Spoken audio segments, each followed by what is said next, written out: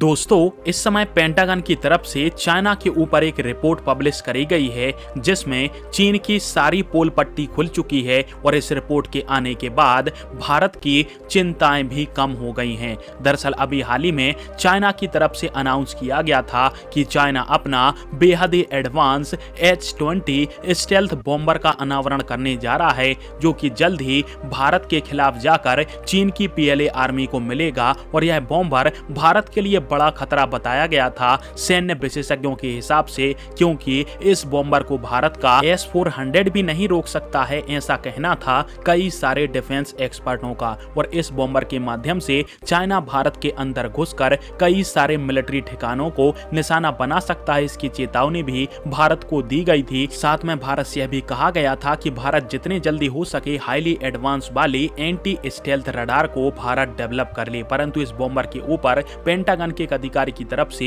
ये खुफिया report publish करी गई है जिसमें साफ यह बात कही गई है कि अमेरिका को चाइना के H-20 स्टेल्थ बॉम्बर से डरने की जरूरत नहीं है, क्योंकि ओरिजिनल प्रोडक्ट ओरिजिनल होता है और कॉपी हमेशा कॉपी ही रहती है। और पेंटागन के अधिकारी ने कहा है कि चाइना ने इस बॉम्बर को अमेरिका के B-2 स्प्रेट और B-21 राइडर बॉम्बर की टेक्नोलॉजी को कॉपी करके बनाया है, परंतु चीन के इंजीनियर इतने माहिर नहीं हैं कि बिल्कुल डिक्टो टेक्नोलॉजी को कॉपी कर सकें, जिसके कारण से इसमें कई सारी खामियां हैं, जिसके कारण से इसको नॉर्मल रडार के माध्यम से भी पकड़ा जा सकता है और कोई भी एयर डिफेंस सिस्टम इसको शूट डाउन कर सकता है। वैसे अमेरिका की यह बात तो सच है, क्योंकि भारत और चीन बॉर्डर के ऊपर हमारे वायुसेना प्रमुख ने भी बताया था कि कई बार सुखोई 30 MKI की रडार ने चीन के J-20 जैसे स्टेल्थ फाइटर जेट को भी अपनी रडार पर डिटेक्ट कर लिया है। यानी चीन का माल हमेशा ही फॉल्टी होता है और इसी कारण से अभी चीन के हथियार भी